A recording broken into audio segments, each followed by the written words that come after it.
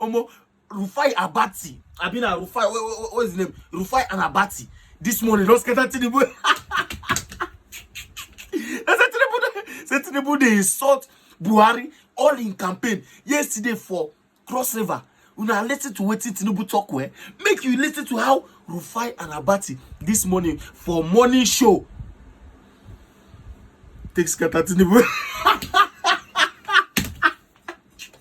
多想放信仰故事郎，父郎是奉养的故事郎呀，给了血了父人也了啊，给人也了。Watch out, are they come? Destination. What is Asiwaju Bola Ahmed Tinubu going to do about Calabar Port to connect us to the rest of Africa? Potential, I hope that beyond the rhetorics in terms of campaigns, will truly make Calabar the destination for all of Africa and the rest of the world. Dr. Abatti? Well, Asiwaju Bola Ahmed Tinubu was specific in saying that they would turn Cross River State into something like Florida and the tourism hub for Nigeria. And that would be interesting because tourism is what, successive governments, administrations in Calabar are taking, very seriously. They call Calabar the Canaan City. And the Calabar Carnival is very, popular. Tinapa, although that was abandoned by those who took over from Donald Duke. But in any case, yes, that's the point he made. In Anambra, he made a point about erosion.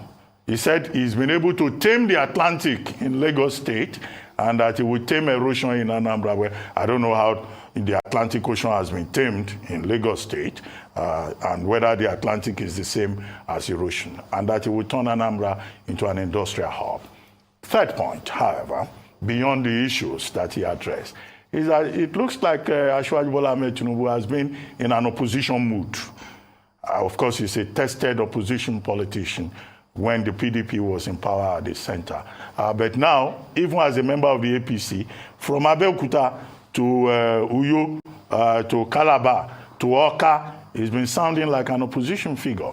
In Abeokuta, he criticized the president of Nigeria over fuel scarcity, over disbursement of Naira notes. His spokespersons will later backtrack and say he was criticizing the PDP, when it is clear that it's not the PDP that is managing fuel scarcity or that has introduced the new Naira notes policy.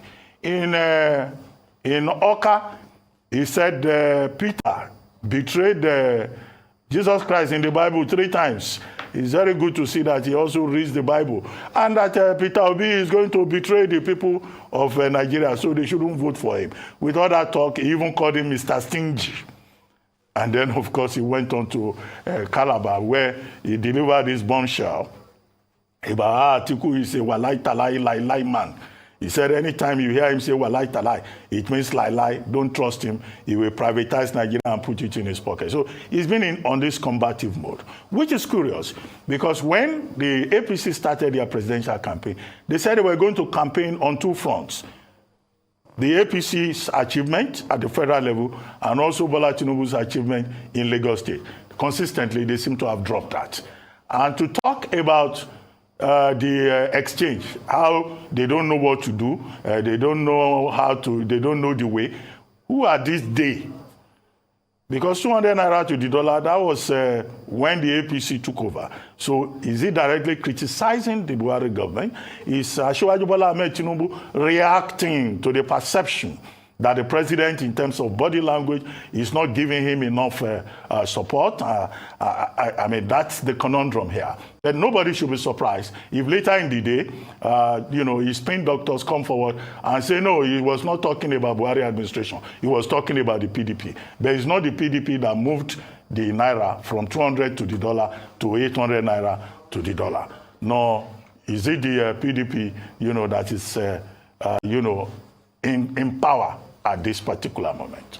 You see, the exciting thing about all of this is the honesty of Mr. Bola Tinubu, recounting the fact that President Muhammadu Buhari that he sold to Nigerians in 2015 has failed. And like he said they have no brain. So it is what he sold that did not do well for Nigerians. And the fact that he's recounting the hardship Nigerians are facing from what he is also a part of. because these were the things they sold. I remember very vividly, we will give you student loans. 4 years will be 4 years. 4 years now, plus close to a year of ASU strike. So I'm happy stating the obvious. And it is very, very important. He states it the way it is. From 200, because if you remember, $1 will be 1 naira. Now, 200 will be 800. That's what they have put on ground. When they were talking about Calabar, I looked. Governor Ayade was there. Professor Ayade was there. With all the budgets he has put in, they can't turn Calabar around. You know why? Because there's no will. You can't give what you don't have. Mr. Donald Duke had the foresight. He spent $450 million. Today, anytime you go to Calabar and go to Tinapa, you see $450 million waste away right there. That was the biggest investment in tourism to be able to change a lot of Calabar. But you see, because when people don't have something and you expect them to give you, it is an aberration. And that's why they are talking about Calabar ports. Ports that was easy for the colonial masters to dock their things at. Now, all of a sudden, there's nothing again in Calabar. Calabar, that used to be the cleanest city, has become the dirtiest now. So when people don't have something and you expect too much from them, then it becomes an aberration. I'm sorry, when he says they will turn Calabar to tourism hub, they should first start by asking the $450 million invested in Tinapa. Why is Tinapa and the cable cars not addressing the problem of tourism and bringing in people today? Where are all the plans? Wasn't that place supposed to have a presidential retreat, Dr. Abatti? I think that place was supposed to be a presidential retreat at a point now.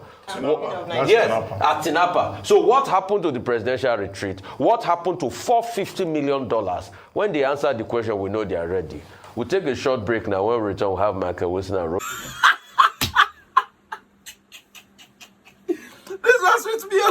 This has with me. Maybe to get candidates. Is your candidate qualified?